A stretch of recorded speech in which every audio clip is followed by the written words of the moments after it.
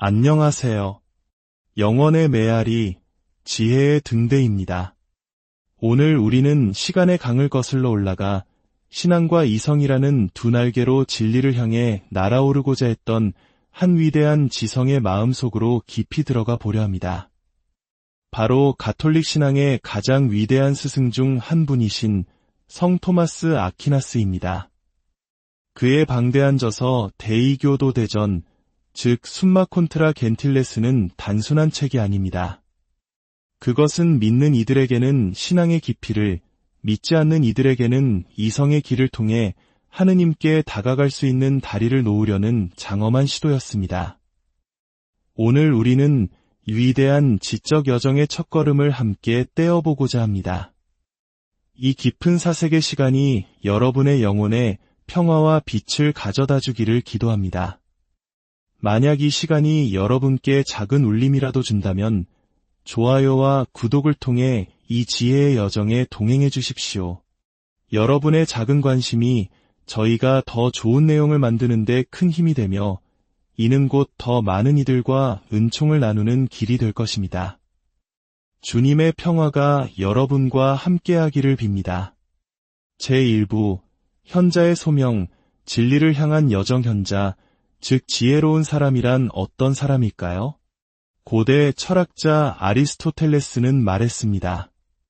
현자란 사물의 궁극적인 질서를 파악하고 그것을 올바른 목표로 이끄는 사람이라고 말입니다. 이는 마치 유능한 건축가와 같습니다. 목수, 미장인은 각자의 기술에 집중하지만 건축가는 이 모든 것을 아울러 하나의 완성된 집이라는 최종 목표를 향해 지휘합니다. 각 기술의 끝은 건축가의 계획 안에서 비로소 의미를 찾습니다. 이처럼 의술은 약학을 다스립니다. 약사가 아무리 좋은 약을 만들어도 그 약의 최종 목표인 건강을 연구하는 의술의 지도를 받아야 의미가 있기 때문입니다. 항해술은 조선술을 이끌고 군사전략은 기마술과 병기 제작술을 지휘합니다. 이처럼 상위의 목표를 다루는 기술을 우리는 으뜸 기술이라 부르고 그 기술에 정통한 이를 현자라 부릅니다. 하지만 특정 분야의 현자는 그저 부분적인 목표에만 머뭅니다. 진정한 의미의 현자는 이 모든 것을 초월하여 우주 만물의 궁극적인 목표, 즉 모든 것의 시작이자 끝을 사유하는 사람에게만 허락된 이름입니다. 철학자가 말했듯 현자란 가장 높은 원인을 고찰하는 사람이기 때문입니다. 만물의 마지막 목표는 무엇일까요? 그것은 만물을 창조한 첫 번째 창조주께서 의도하신 바일 것입니다. 그리고 우주의 첫 창조주이자 움직이는 이는 바로 지성입니다. 지성의 선, 즉 지성이 추구하는 가장 좋은 것은 다름 아닌 진리입니다. 그러므로 진리야말로 온 우주의 궁극적인 목표이며 이 진리를 고찰하는 것이야말로 지혜의 가장 중요한 임무입니다. 육신을 입고 이 땅에 오신 신적 지혜, 예수 그리스도께서 스스로 나는 진리를 증언하러 세상에 왔다고 말씀하신 이유가 바로 여기에 있습니다. 그러므로 진정한 현자의 임무는 두 가지입니다. 첫째, 신적인 진리, 즉 모든 진리의 근원이 되는 진리를 깊이 묵상하고 세상에 알리는 것입니다. 잠언의 말씀처럼 내 입은 진리를 말하며 늘 실천하는 것입니다. 둘째, 그 진리를 거스르는 거짓을 논파하는 것입니다. 내 입술은 불의를 미워하느니라는 말씀처럼 경건함에 반대되는 모든 불경건함, 즉 신적인 진리에 반하는 거짓과 맞서 싸우는 것입니다. 제2부, 믿음의 두 가지 길, 이성과 계시, 우리가 하느님에 대해 아는 진리에는 두 가지 길이 있습니다. 첫 번째 길은 인간의 자연 이성으로도 도달할 수 있는 진리입니다. 예를 들어 하느님은 존재하신다, 하느님은 한 분이시다 와 같은 진리입니다. 실제로 많은 철학자들이 자연 이성의 빛에 의지하여 이러한 진리들을 증명해냈습니다. 하지만 두 번째 길이 있습니다. 이는 인간의 이성적 능력을 완전히 뛰어넘는 진리입니다. 예를 들어 하느님은 한 분이시면서 세 위격으로 존재하신다. 즉 삼위일체의 신비와 같은 것입니다.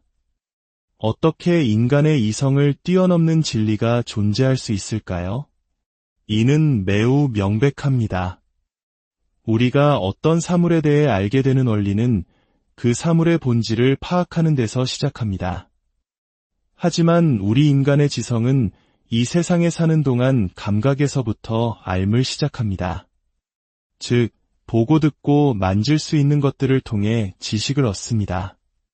따라서 감각의 대상이 아닌 것들은 감각적인 것들로부터 추론하는 방식으로만 이해할 수 있습니다. 그런데 우리가 감각하는 이 세상의 만물은 그것을 만드신 창조주의 무한한 능력에 비하면 너무나 불완전한 결과물입니다. 마치 위대한 예술가의 그림자만을 보고 그 예술가 전체를 파악하려는 것과 같습니다. 그림자를 통해 예술가가 존재한다는 사실, 그리고 그의 몇몇 특징을 알 수는 있겠지만 그의 내면과 인격 전체를 아는 것은 불가능합니다. 마찬가지로 우리는 피조물을 통해 하느님께서 존재하신다는 사실과 그분의 몇몇 속성들을 알 수 있지만 하느님의 본질 그 자체를 완전히 파악할 수는 없습니다. 지성의 등급을 생각해보아도 이는 분명합니다. 평범한 시골 농부가 위대한 철학자의 심오한 사상을 이해하지 못하는 것처럼 인간의 지성보다 월등히 뛰어난 천사의 지성은 인간이 파악할 수 없는 많은 것을 이해합니다. 하물며 천사의 지성을 아득히 초월하시는 하느님의 지성은 어떠하겠습니까? 하느님께서는 당신 자신을 완벽하게 아시지만 천사조차도 자신의 자연적 능력만으로는 하느님의 본질을 알지 못합니다. 그러므로 어떤 사람이 철학자의 주장을 이해할 수 없다는 이유만으로 그것을 거짓이라 단정한다면 어리석은 일이듯, 하물며 하느님께서 천사들의 봉사를 통해 계시하신 진리를 인간의 이성으로 탐구할 수 없다는 이유로 의심하고 거짓이라 여긴다면 이는 지극히 어리석은 일이 될 것입니다. 우리는 매일 우리 자신의 무지를 경험합니다.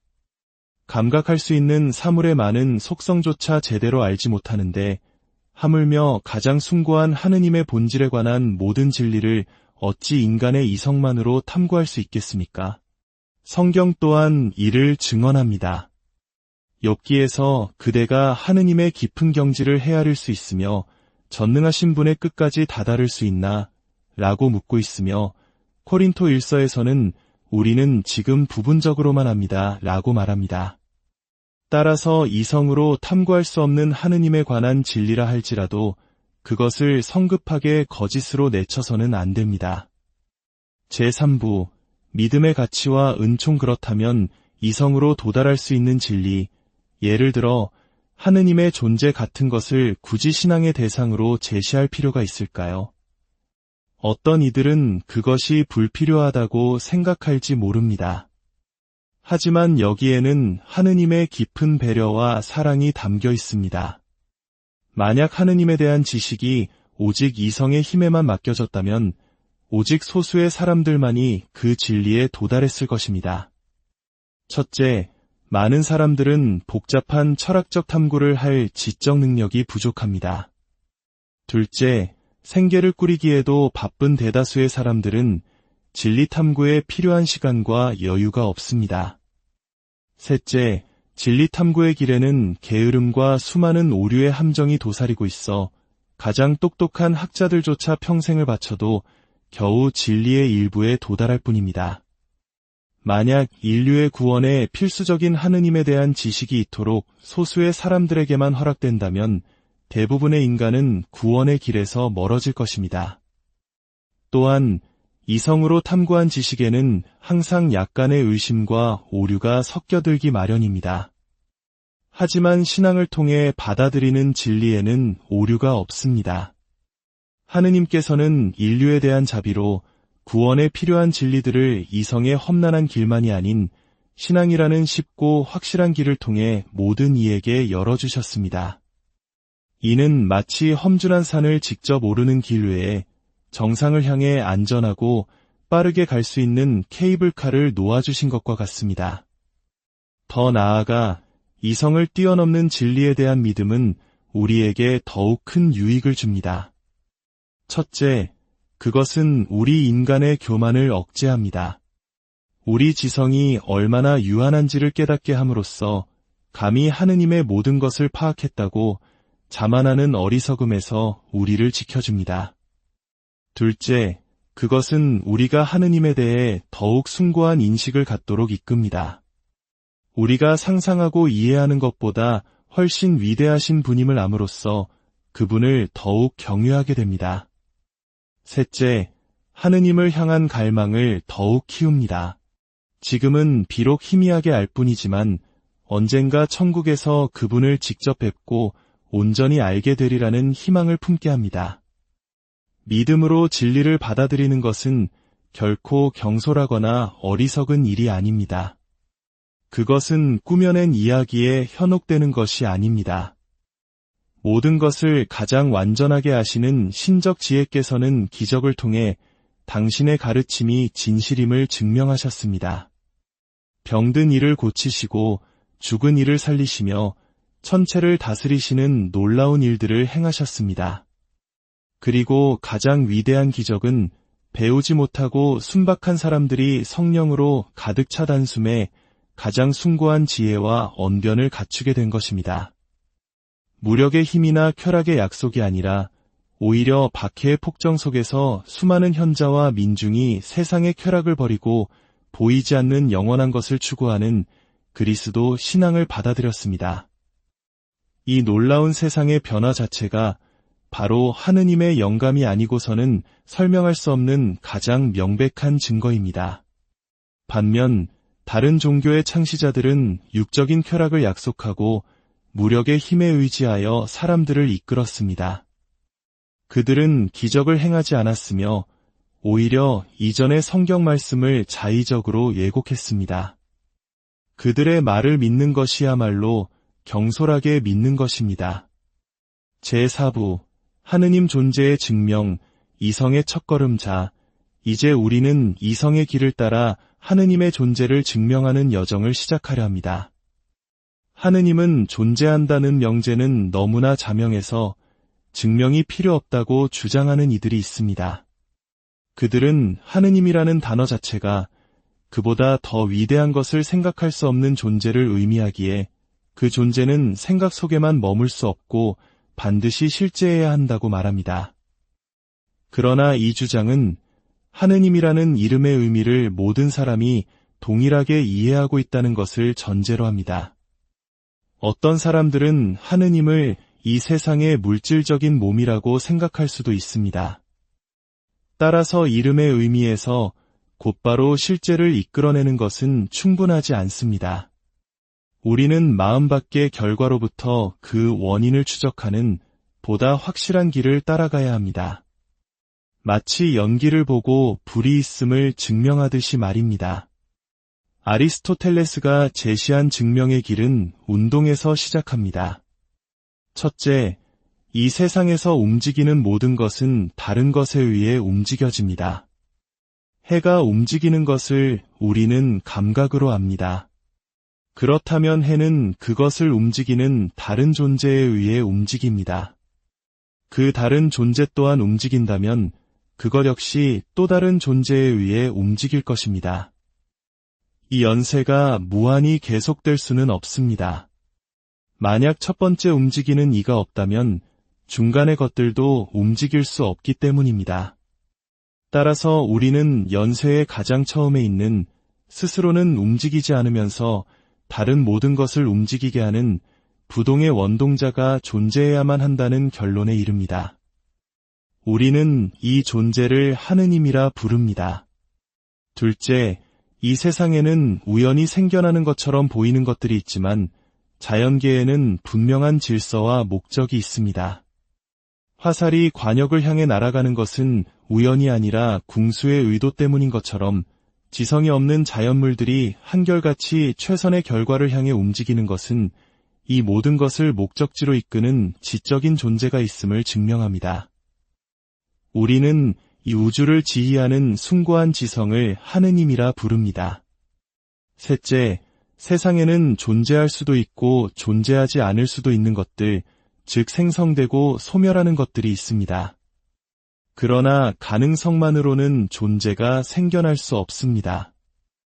모든 가능적인 존재는 필연적으로 존재하는 어떤 원인에 의존해야 합니다. 이 필연적인 존재들의 연세 또한 무한히 거슬러 올라갈 수는 없습니다. 그러므로 우리는 다른 것에 의존하지 않고 스스로의 힘으로 필연적으로 존재하는 제1필연적 존재에 도달해야만 합니다. 이 존재가 바로 하느님입니다. 넷째, 우리는 세상 만물에서 좋음, 진실됨, 고귀함 등 다양한 등급의 완벽함을 발견합니다. 어떤 것은 다른 것보다 더 좋고 더 진실됩니다. 이러한 등급이 존재한다는 것은 이 모든 완벽함의 기준이자 원천이 되는 가장 완벽한 존재가 있음을 의미합니다. 모든 선과 진리의 궁극적인 원인이 되는 이 최상의 존재를 우리는 하느님이라 부릅니다. 제5부 하느님의 본질, 부정의 길을 통한 탐구. 우리는 이성을 통해 하느님께서 존재하신다는 것을 증명했습니다. 그러나 하느님은 어떤 분이신가? 라는 질문 앞에서 우리의 이성은 다시 한번 한계에 부딪힙니다. 우리는 하느님께서 무엇인지 직접적으로 알 수는 없습니다. 다만 그분께서 무엇이 아니신지를 알아감으로써 점차 그분의 모습을 어렴풋이 그려볼 수 있을 뿐입니다. 이는 마치 조각가가 돌덩이에서 불필요한 부분들을 깎아내어 점차 작품의 형상을 드러내는 것과 같습니다. 첫째, 하느님은 변하지 않으십니다. 앞서 증명했듯이 하느님은 부동의 원동자이십니다. 움직임과 변화는 가능태에서 현실태로 나아가는 과정이지만 제1원인이신 하느님께는 어떠한 가능성도 없으시기 때문입니다. 성경이 나는 주님이다. 나는 변하지 않는다. 고 말씀하신 그대로입니다. 둘째, 하느님은 영원하십니다. 변화하지 않으심으로 시작도 끝도 없으십니다. 시간은 운동의 척도이므로 운동을 초월해 계신 하느님께는 과거와 미래가 없으며 오직 완전한 현재만이 존재할 뿐입니다. 그분의 존재는 모든 것을 동시에 지니고 있으며 이것이 바로 영원의 개념입니다. 셋째, 하느님 안에는 어떠한 수동적 가능태도 없습니다. 가능태가 섞여 있다는 것은 불완전함을 의미합니다. 그러나 하느님은 제1원인이시며 모든 것을 현실로 이끄시는 분이시므로 그분 자신은 어떠한 가능성도 없는 순수 현실태 그 자체이십니다. 넷째, 하느님은 물질이 아니십니다. 물질은 본질적으로 변화의 가능성 안에 있는 것입니다. 또한 물질은 행동의 원리가 될 수 없습니다. 제1원인이신 하느님은 물질일 수 없습니다.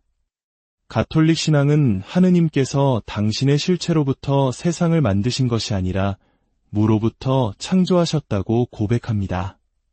다섯째, 하느님 안에는 어떠한 합성도 없습니다. 모든 합성된 것은 부분들로 이루어져 있으며 이는 잠재적으로 분해될 수 있음을 의미합니다. 그러나 하느님은 제1존재이시며 순수 현실태이시므로 그분 안에는 어떠한 부분도 어떠한 합성도 있을 수 없습니다. 그분은 절대적으로 단순한 분이십니다. 이처럼 우리는 부정의 길을 통해 하느님께서 변화와 시간, 물질과 복잡성을 초월해 계시는 영원하고 완전하며 순수하고 단순한 분이심을 어렴풋이나마 이해하게 됩니다. 오늘 우리는 성 토마스 아퀴나스의 안내에 따라 이성과 신앙의 길 위에서 진리를 향한 위대한 여정의 첫 발을 내디뎠습니다. 이 여정은 우리의 유한한 지성으로는 결코 끝에 도달할 수 없는 무한을 향한 순례입니다. 그러나 성 힐라리오의 말처럼 비록 그대가 도달하지 못할 것을 나는 알지만 그대의 진보를 기뻐할 것입니다.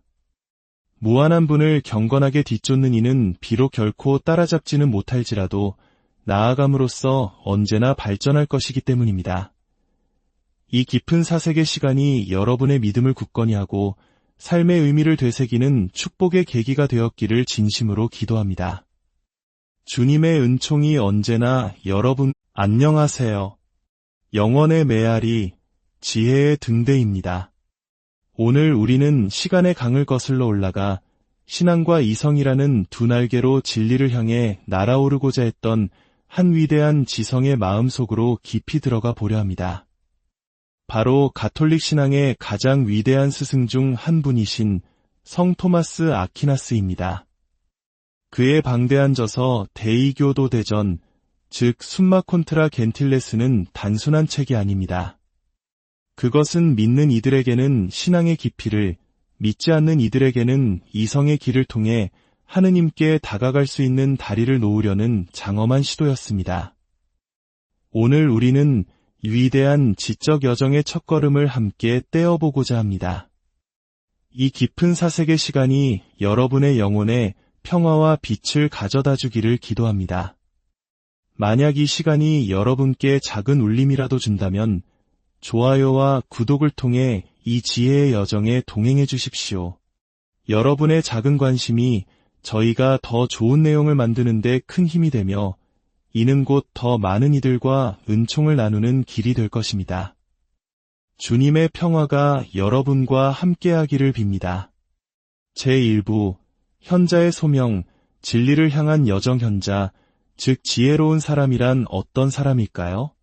고대 철학자 아리스토텔레스는 말했습니다. 현자란 사물의 궁극적인 질서를 파악하고 그것을 올바른 목표로 이끄는 사람이라고 말입니다. 이는 마치 유능한 건축가와 같습니다. 목수, 미장인은 각자의 기술에 집중하지만 건축가는 이 모든 것을 아울러 하나의 완성된 집이라는 최종 목표를 향해 지휘합니다.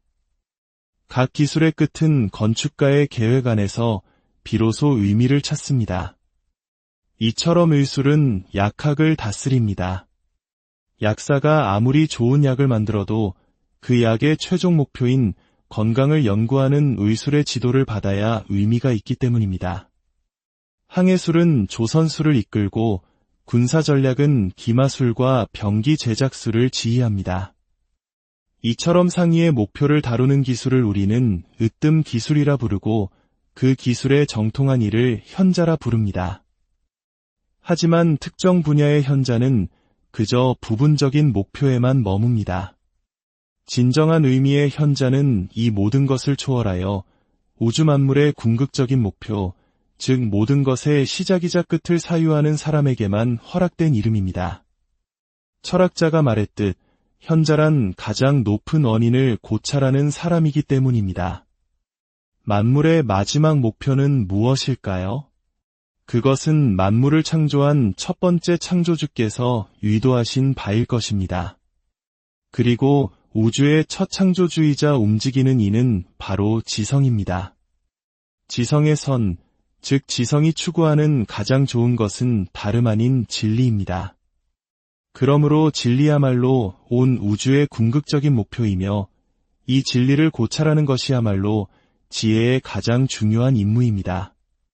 육신을 입고 이 땅에 오신 신적 지혜, 예수 그리스도께서 스스로 나는 진리를 증언하러 세상에 왔다고 말씀하신 이유가 바로 여기에 있습니다. 그러므로 진정한 현자의 임무는 두 가지입니다. 첫째, 신적인 진리, 즉 모든 진리의 근원이 되는 진리를 깊이 묵상하고 세상에 알리는 것입니다. 잠언의 말씀처럼 내 입은 진리를 말하며 늘 실천하는 것입니다. 둘째, 그 진리를 거스르는 거짓을 논파하는 것입니다. 내 입술은 불의를 미워하느니라는 말씀처럼 경건함에 반대되는 모든 불경건함, 즉 신적인 진리에 반하는 거짓과 맞서 싸우는 것입니다. 제2부, 믿음의 두 가지 길, 이성과 계시, 우리가 하느님에 대해 아는 진리에는 두 가지 길이 있습니다. 첫 번째 길은 인간의 자연 이성으로도 도달할 수 있는 진리입니다. 예를 들어 하느님은 존재하신다, 하느님은 한 분이시다 와 같은 진리입니다. 실제로 많은 철학자들이 자연 이성의 빛에 의지하여 이러한 진리들을 증명해냈습니다. 하지만 두 번째 길이 있습니다. 이는 인간의 이성적 능력을 완전히 뛰어넘는 진리입니다. 예를 들어 하느님은 한 분이시면서 세 위격으로 존재하신다. 즉 삼위일체의 신비와 같은 것입니다.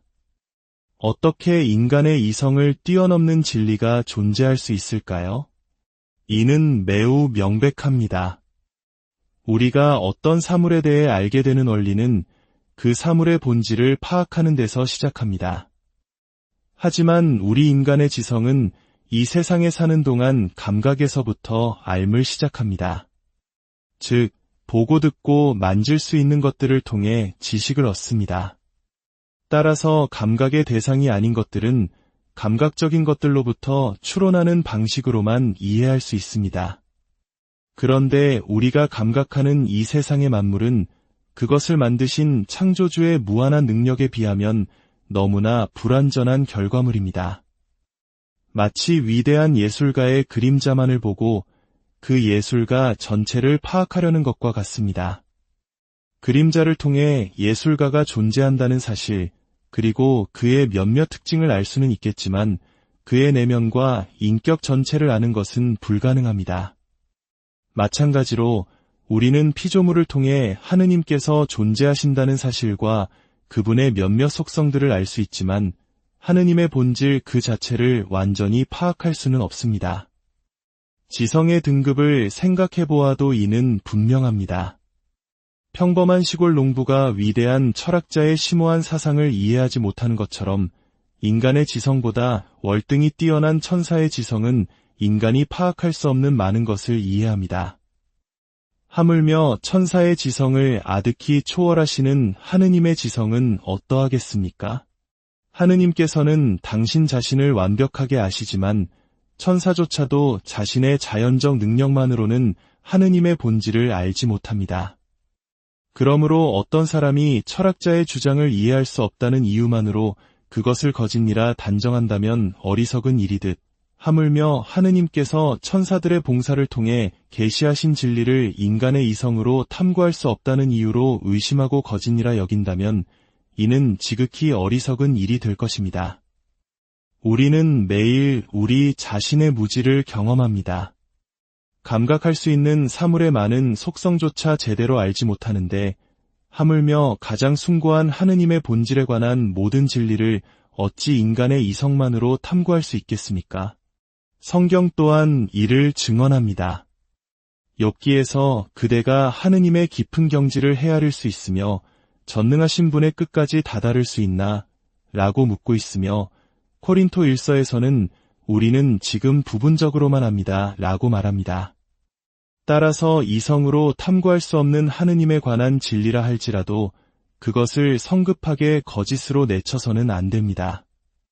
제3부, 믿음의 가치와 은총. 그렇다면 이성으로 도달할 수 있는 진리, 예를 들어 하느님의 존재 같은 것을 굳이 신앙의 대상으로 제시할 필요가 있을까요? 어떤 이들은 그것이 불필요하다고 생각할지 모릅니다. 하지만 여기에는 하느님의 깊은 배려와 사랑이 담겨 있습니다. 만약 하느님에 대한 지식이 오직 이성의 힘에만 맡겨졌다면 오직 소수의 사람들만이 그 진리에 도달했을 것입니다. 첫째, 많은 사람들은 복잡한 철학적 탐구를 할 지적 능력이 부족합니다. 둘째, 생계를 꾸리기에도 바쁜 대다수의 사람들은 진리 탐구에 필요한 시간과 여유가 없습니다. 셋째, 진리 탐구의 길에는 게으름과 수많은 오류의 함정이 도사리고 있어 가장 똑똑한 학자들조차 평생을 바쳐도 겨우 진리의 일부에 도달할 뿐입니다. 만약 인류의 구원에 필수적인 하느님에 대한 지식이 이토록 소수의 사람들에게만 허락된다면 대부분의 인간은 구원의 길에서 멀어질 것입니다.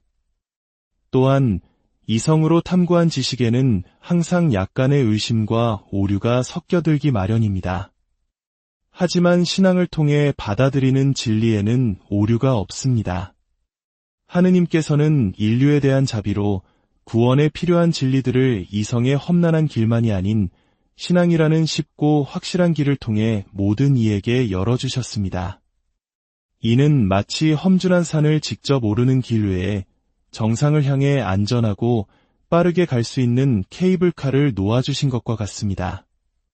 더 나아가 이성을 뛰어넘는 진리에 대한 믿음은 우리에게 더욱 큰 유익을 줍니다. 첫째, 그것은 우리 인간의 교만을 억제합니다.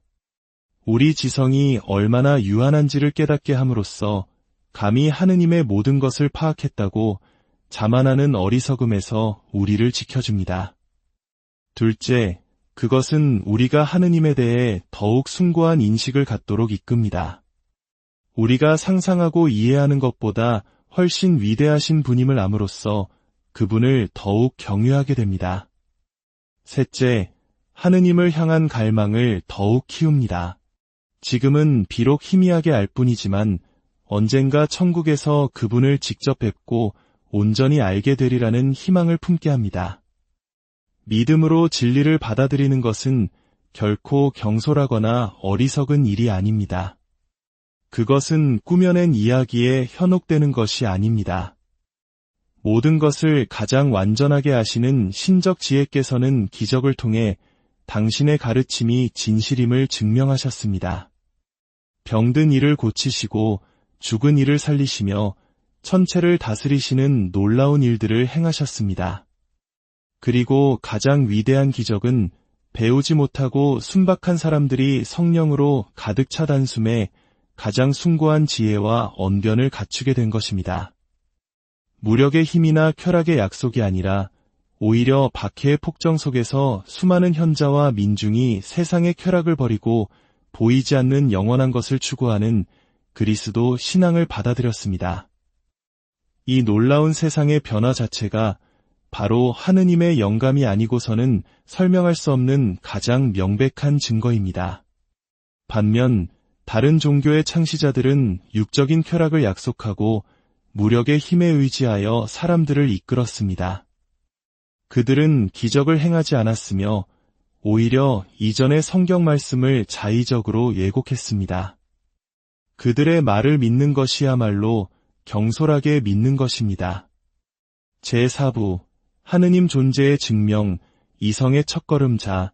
이제 우리는 이성의 길을 따라 하느님의 존재를 증명하는 여정을 시작하려 합니다. 하느님은 존재한다는 명제는 너무나 자명해서 증명이 필요 없다고 주장하는 이들이 있습니다. 그들은 하느님이라는 단어 자체가 그보다 더 위대한 것을 생각할 수 없는 존재를 의미하기에 그 존재는 생각 속에만 머물 수 없고 반드시 실제해야 한다고 말합니다. 그러나 이 주장은 하느님이라는 이름의 의미를 모든 사람이 동일하게 이해하고 있다는 것을 전제로 합니다. 어떤 사람들은 하느님을 이 세상의 물질적인 몸이라고 생각할 수도 있습니다. 따라서 이름의 의미에서 곧바로 실제를 이끌어내는 것은 충분하지 않습니다.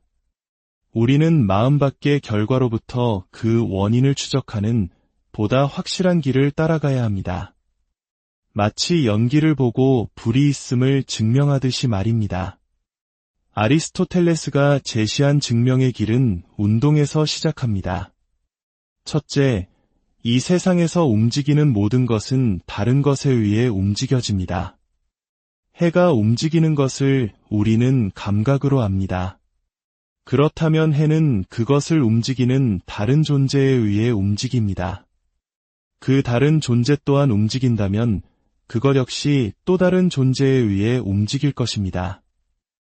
이 연쇄가 무한히 계속될 수는 없습니다. 만약 첫 번째 움직이는 이가 없다면 중간의 것들도 움직일 수 없기 때문입니다.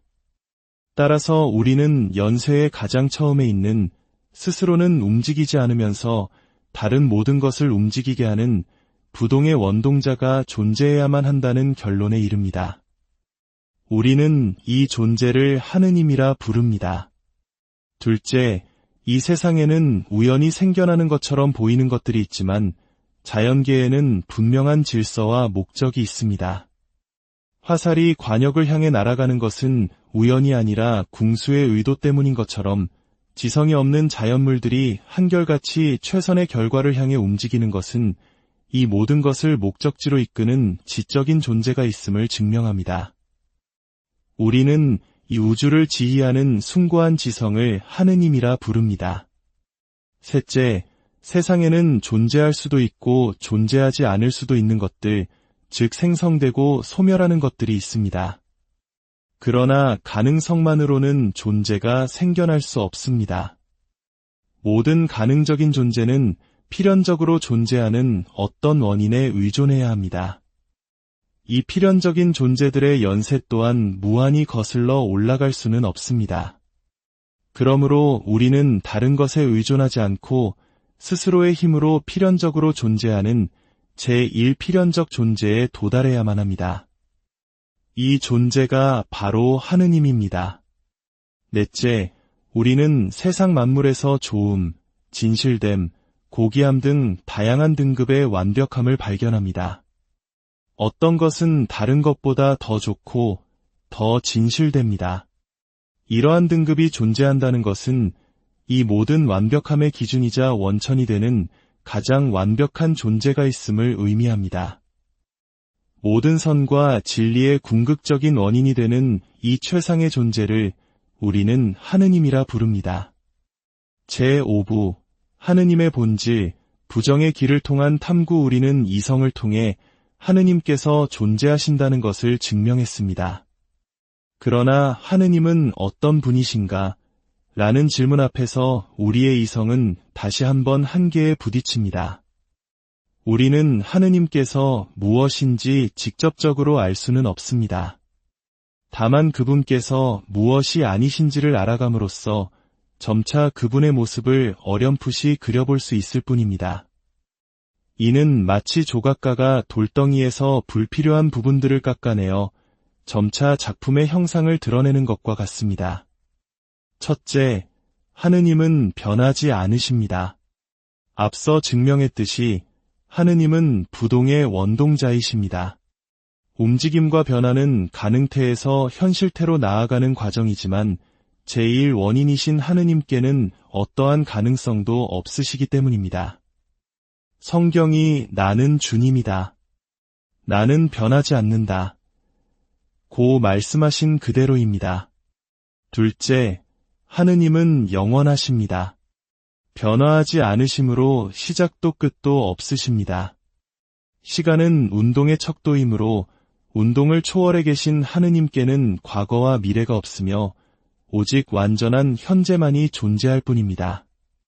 그분의 존재는 모든 것을 동시에 지니고 있으며 이것이 바로 영원의 개념입니다.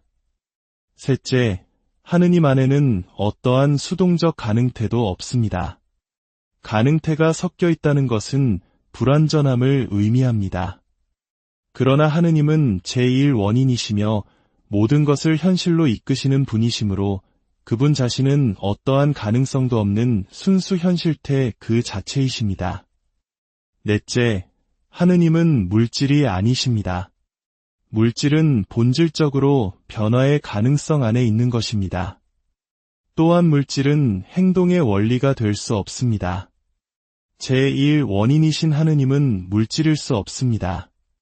가톨릭 신앙은 하느님께서 당신의 실체로부터 세상을 만드신 것이 아니라 무로부터 창조하셨다고 고백합니다. 다섯째, 하느님 안에는 어떠한 합성도 없습니다. 모든 합성된 것은 부분들로 이루어져 있으며 이는 잠재적으로 분해될 수 있음을 의미합니다. 그러나 하느님은 제1존재이시며 순수 현실태이시므로 그분 안에는 어떠한 부분도 어떠한 합성도 있을 수 없습니다. 그분은 절대적으로 단순한 분이십니다. 이처럼 우리는 부정의 길을 통해 하느님께서 변화와 시간, 물질과 복잡성을 초월해 계시는 영원하고 완전하며 순수하고 단순한 분이심을 어렴풋이나마 이해하게 됩니다. 오늘 우리는 성 토마스 아퀴나스의 안내에 따라 이성과 신앙의 길 위에서 진리를 향한 위대한 여정의 첫 발을 내디뎠습니다. 이 여정은 우리의 유한한 지성으로는 결코 끝에 도달할 수 없는 무한을 향한 순례입니다. 그러나 성 힐라리오의 말처럼 비록 그대가 도달하지 못할 것을 나는 알지만 그대의 진보를 기뻐할 것입니다. 무한한 분을 경건하게 뒤쫓는 이는 비록 결코 따라잡지는 못할지라도 나아감으로써 언제나 발전할 것이기 때문입니다. 이 깊은 사색의 시간이 여러분의 믿음을 굳건히 하고 삶의 의미를 되새기는 축복의 계기가 되었기를 진심으로 기도합니다. 주님의 은총이 언제나 여러분 안녕하세요. 영원의 메아리, 지혜의 등대입니다. 오늘 우리는 시간의 강을 거슬러 올라가 신앙과 이성이라는 두 날개로 진리를 향해 날아오르고자 했던 한 위대한 지성의 마음속으로 깊이 들어가 보려 합니다. 바로 가톨릭 신앙의 가장 위대한 스승 중 한 분이신 성 토마스 아퀴나스입니다. 그의 방대한 저서 데이교도 대전, 즉 숨마 콘트라 겐틸레스는 단순한 책이 아닙니다. 그것은 믿는 이들에게는 신앙의 깊이를, 믿지 않는 이들에게는 이성의 길을 통해 하느님께 다가갈 수 있는 다리를 놓으려는 장엄한 시도였습니다. 오늘 우리는 위대한 지적 여정의 첫걸음을 함께 떼어보고자 합니다. 이 깊은 사색의 시간이 여러분의 영혼에 평화와 빛을 가져다 주기를 기도합니다. 만약 이 시간이 여러분께 작은 울림이라도 준다면 좋아요와 구독을 통해 이 지혜의 여정에 동행해 주십시오. 여러분의 작은 관심이 저희가 더 좋은 내용을 만드는 데 큰 힘이 되며 이는 곧 더 많은 이들과 은총을 나누는 길이 될 것입니다. 주님의 평화가 여러분과 함께하기를 빕니다. 제1부 현자의 소명, 진리를 향한 여정 현자, 즉 지혜로운 사람이란 어떤 사람일까요? 고대 철학자 아리스토텔레스는 말했습니다. 현자란 사물의 궁극적인 질서를 파악하고 그것을 올바른 목표로 이끄는 사람이라고 말입니다. 이는 마치 유능한 건축가와 같습니다. 목수, 미장인은 각자의 기술에 집중하지만 건축가는 이 모든 것을 아울러 하나의 완성된 집이라는 최종 목표를 향해 지휘합니다. 각 기술의 끝은 건축가의 계획 안에서 비로소 의미를 찾습니다. 이처럼 의술은 약학을 다스립니다. 약사가 아무리 좋은 약을 만들어도 그 약의 최종 목표인 건강을 연구하는 의술의 지도를 받아야 의미가 있기 때문입니다. 항해술은 조선술을 이끌고 군사전략은 기마술과 병기 제작술을 지휘합니다. 이처럼 상위의 목표를 다루는 기술을 우리는 으뜸 기술이라 부르고 그 기술에 정통한 이를 현자라 부릅니다. 하지만 특정 분야의 현자는 그저 부분적인 목표에만 머뭅니다. 진정한 의미의 현자는 이 모든 것을 초월하여 우주 만물의 궁극적인 목표, 즉 모든 것의 시작이자 끝을 사유하는 사람에게만 허락된 이름입니다. 철학자가 말했듯 현자란 가장 높은 원인을 고찰하는 사람이기 때문입니다. 만물의 마지막 목표는 무엇일까요? 그것은 만물을 창조한 첫 번째 창조주께서 의도하신 바일 것입니다. 그리고 우주의 첫 창조주이자 움직이는 이는 바로 지성입니다. 지성의 선, 즉 지성이 추구하는 가장 좋은 것은 다름 아닌 진리입니다. 그러므로 진리야말로 온 우주의 궁극적인 목표이며 이 진리를 고찰하는 것이야말로 지혜의 가장 중요한 임무입니다. 육신을 입고 이 땅에 오신 신적 지혜, 예수 그리스도께서 스스로 나는 진리를 증언하러 세상에 왔다고 말씀하신 이유가 바로 여기에 있습니다. 그러므로 진정한 현자의 임무는 두 가지입니다. 첫째, 신적인 진리, 즉 모든 진리의 근원이 되는 진리를 깊이 묵상하고 세상에 알리는 것입니다. 잠언의 말씀처럼 내 입은 진리를 말하며 늘 실천하는 것입니다. 둘째, 그 진리를 거스르는 거짓을 논파하는 것입니다. 내 입술은 불의를 미워하느니라는 말씀처럼 경건함에 반대되는 모든 불경건함, 즉 신적인 진리에 반하는 거짓과 맞서 싸우는 것입니다. 제2부, 믿음의 두 가지 길, 이성과 계시. 우리가 하느님에 대해 아는 진리에는 두 가지 길이 있습니다. 첫 번째 길은 인간의 자연 이성으로도 도달할 수 있는 진리입니다. 예를 들어 하느님은 존재하신다, 하느님은 한 분이시다 와 같은 진리입니다.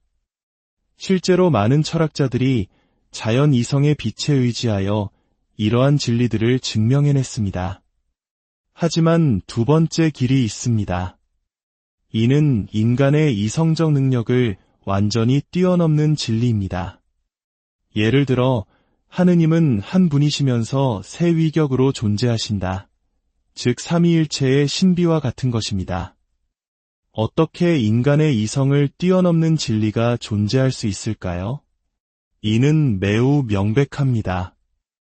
우리가 어떤 사물에 대해 알게 되는 원리는 그 사물의 본질을 파악하는 데서 시작합니다. 하지만 우리 인간의 지성은 이 세상에 사는 동안 감각에서부터 알을 시작합니다. 즉, 보고 듣고 만질 수 있는 것들을 통해 지식을 얻습니다. 따라서 감각의 대상이 아닌 것들은 감각적인 것들로부터 추론하는 방식으로만 이해할 수 있습니다. 그런데 우리가 감각하는 이 세상의 만물은 그것을 만드신 창조주의 무한한 능력에 비하면 너무나 불완전한 결과물입니다. 마치 위대한 예술가의 그림자만을 보고 그 예술가 전체를 파악하려는 것과 같습니다. 그림자를 통해 예술가가 존재한다는 사실, 그리고 그의 몇몇 특징을 알 수는 있겠지만 그의 내면과 인격 전체를 아는 것은 불가능합니다. 마찬가지로 우리는 피조물을 통해 하느님께서 존재하신다는 사실과 그분의 몇몇 속성들을 알 수 있지만 하느님의 본질 그 자체를 완전히 파악할 수는 없습니다. 지성의 등급을 생각해보아도 이는 분명합니다. 평범한 시골 농부가 위대한 철학자의 심오한 사상을 이해하지 못하는 것처럼 인간의 지성보다 월등히 뛰어난 천사의 지성은 인간이 파악할 수 없는 많은 것을 이해합니다. 하물며 천사의 지성을 아득히 초월하시는 하느님의 지성은 어떠하겠습니까? 하느님께서는 당신 자신을 완벽하게 아시지만 천사조차도 자신의 자연적 능력만으로는 하느님의 본질을 알지 못합니다. 그러므로 어떤 사람이 철학자의 주장을 이해할 수 없다는 이유만으로 그것을 거짓이라 단정한다면 어리석은 일이듯, 하물며 하느님께서 천사들의 봉사를 통해 계시하신 진리를 인간의 이성으로 탐구할 수 없다는 이유로 의심하고 거짓이라 여긴다면 이는 지극히 어리석은 일이 될 것입니다. 우리는 매일 우리 자신의 무지를 경험합니다. 감각할 수 있는 사물의 많은 속성조차 제대로 알지 못하는데 하물며 가장 숭고한 하느님의 본질에 관한 모든 진리를 어찌 인간의 이성만으로 탐구할 수 있겠습니까? 성경 또한 이를 증언합니다. 욥기에서 그대가 하느님의 깊은 경지를 헤아릴 수 있으며 전능하신 분의 끝까지 다다를 수 있나? 라고 묻고 있으며 코린토 1서에서는 우리는 지금 부분적으로만 합니다. 라고 말합니다.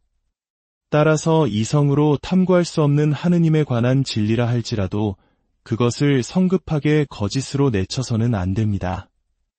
제3부, 믿음의 가치와 은총. 그렇다면 이성으로 도달할 수 있는 진리, 예를 들어 하느님의 존재 같은 것을 굳이 신앙의 대상으로 제시할 필요가 있을까요? 어떤 이들은 그것이 불필요하다고 생각할지 모릅니다. 하지만 여기에는 하느님의 깊은 배려와 사랑이 담겨 있습니다. 만약 하느님에 대한 지식이 오직 이성의 힘에만 맡겨졌다면 오직 소수의 사람들만이 그 진리에 도달했을 것입니다. 첫째, 많은 사람들은 복잡한 철학적 탐구를 할 지적 능력이 부족합니다.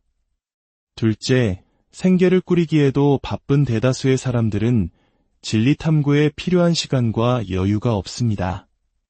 셋째, 진리 탐구의 길에는 게으름과 수많은 오류의 함정이 도사리고 있어 가장 똑똑한 학자들조차 평생을 바쳐도 겨우 진리의 일부에 도달할 뿐입니다. 만약 인류의 구원에 필수적인 하느님에 대한 지식이 이토록 소수의 사람들에게만 허락된다면 대부분의 인간은 구원의 길에서 멀어질 것입니다. 또한 이성으로 탐구한 지식에는 항상 약간의 의심과 오류가 섞여들기 마련입니다. 하지만 신앙을 통해 받아들이는 진리에는 오류가 없습니다. 하느님께서는 인류에 대한 자비로 구원에 필요한 진리들을 이성의 험난한 길만이 아닌 신앙이라는 쉽고 확실한 길을 통해 모든 이에게 열어주셨습니다. 이는 마치 험준한 산을 직접 오르는 길 외에 정상을 향해 안전하고 빠르게 갈 수 있는 케이블카를 놓아주신 것과 같습니다. 더 나아가 이성을 뛰어넘는 진리에 대한 믿음은 우리에게 더욱 큰 유익을 줍니다. 첫째, 그것은 우리 인간의 교만을 억제합니다. 우리 지성이 얼마나 유한한지를 깨닫게 함으로써 감히 하느님의 모든 것을 파악했다고 자만하는 어리석음에서 우리를 지켜줍니다. 둘째, 그것은 우리가 하느님에 대해 더욱 숭고한 인식을 갖도록 이끕니다. 우리가 상상하고 이해하는 것보다 훨씬 위대하신 분임을 암으로써 그분을 더욱 경외하게 됩니다. 셋째, 하느님을 향한 갈망을 더욱 키웁니다. 지금은 비록 희미하게 알 뿐이지만 언젠가 천국에서 그분을 직접 뵙고 온전히 알게 되리라는 희망을 품게 합니다. 믿음으로 진리를 받아들이는 것은 결코 경솔하거나 어리석은 일이 아닙니다. 그것은 꾸며낸 이야기에 현혹되는 것이 아닙니다. 모든 것을 가장 완전하게 아시는 신적 지혜께서는 기적을 통해 당신의 가르침이 진실임을 증명하셨습니다. 병든 이를 고치시고 죽은 이를 살리시며 천체를 다스리시는 놀라운 일들을 행하셨습니다. 그리고 가장 위대한 기적은 배우지 못하고 순박한 사람들이 성령으로 가득 차 단숨에 가장 숭고한 지혜와 언변을 갖추게 된 것입니다. 무력의 힘이나 쾌락의 약속이 아니라 오히려 박해의 폭정 속에서 수많은 현자와 민중이 세상의 쾌락을 버리고 보이지 않는 영원한 것을 추구하는 그리스도 신앙을 받아들였습니다. 이 놀라운 세상의 변화 자체가 바로 하느님의 영감이 아니고서는 설명할 수 없는 가장 명백한 증거입니다. 반면 다른 종교의 창시자들은 육적인 쾌락을 약속하고 무력의 힘에 의지하여 사람들을 이끌었습니다. 그들은 기적을 행하지 않았으며 오히려 이전의 성경 말씀을 자의적으로 예곡했습니다. 그들의 말을 믿는 것이야말로 경솔하게 믿는 것입니다. 제4부 하느님 존재의 증명, 이성의 첫걸음자. 이제 우리는 이성의 길을 따라 하느님의 존재를 증명하는 여정을 시작하려 합니다. 하느님은 존재한다는 명제는 너무나 자명해서 증명이 필요 없다고 주장하는 이들이 있습니다. 그들은 하느님이라는 단어 자체가 그보다 더 위대한 것을 생각할 수 없는 존재를 의미하기에 그 존재는 생각 속에만 머물 수 없고 반드시 실제해야 한다고 말합니다. 그러나 이 주장은 하느님이라는 이름의 의미를 모든 사람이 동일하게 이해하고 있다는 것을 전제로 합니다. 어떤 사람들은 하느님을 이 세상의 물질적인 몸이라고 생각할 수도 있습니다. 따라서 이름의 의미에서 곧바로 실제를 이끌어내는 것은 충분하지 않습니다. 우리는 마음 밖의 결과로부터 그 원인을 추적하는 보다 확실한 길을 따라가야 합니다. 마치 연기를 보고 불이 있음을 증명하듯이 말입니다. 아리스토텔레스가 제시한 증명의 길은 운동에서 시작합니다. 첫째, 이 세상에서 움직이는 모든 것은 다른 것에 의해 움직여집니다. 해가 움직이는 것을 우리는 감각으로 압니다. 그렇다면 해는 그것을 움직이는 다른 존재에 의해 움직입니다. 그 다른 존재 또한 움직인다면 그것 역시 또 다른 존재에 의해 움직일 것입니다. 이 연쇄가 무한히 계속될 수는 없습니다. 만약 첫 번째 움직이는 이가 없다면 중간의 것들도 움직일 수 없기 때문입니다. 따라서 우리는 연쇄의 가장 처음에 있는 스스로는 움직이지 않으면서 다른 모든 것을 움직이게 하는 부동의 원동자가 존재해야만 한다는 결론에 이릅니다. 우리는 이 존재를 하느님이라 부릅니다. 둘째, 이 세상에는 우연히 생겨나는 것처럼 보이는 것들이 있지만 자연계에는 분명한 질서와 목적이 있습니다.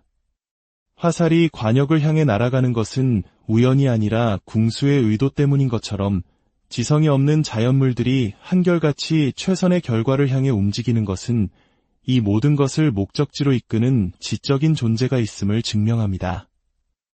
우리는 이 우주를 지휘하는 숭고한 지성을 하느님이라 부릅니다.